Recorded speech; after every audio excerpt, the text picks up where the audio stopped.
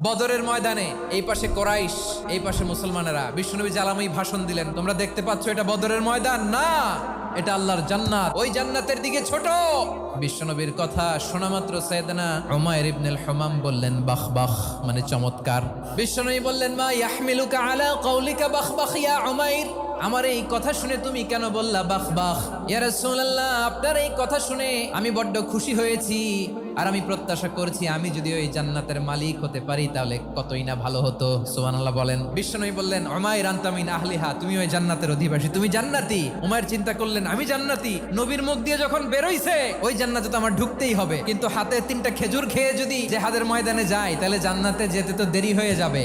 এই চিন্তা আসা মাত্রই খেজুর 3টাকে তিনি ছুঁড়ে মারলেন, তলোয়ার বের করে আল্লাহু আকবার বলে বদরের ময়দানে ঝাঁপিয়ে পড়লেন। আল্লাহর শত্রুদেরকে কচুকাটা করে এক পর্যায়ে শাহাদাতের সুধা পেয়ে নিজেও জান্নাতি হয়ে গেলেন। পড়েন সুবহানাল্লাহ।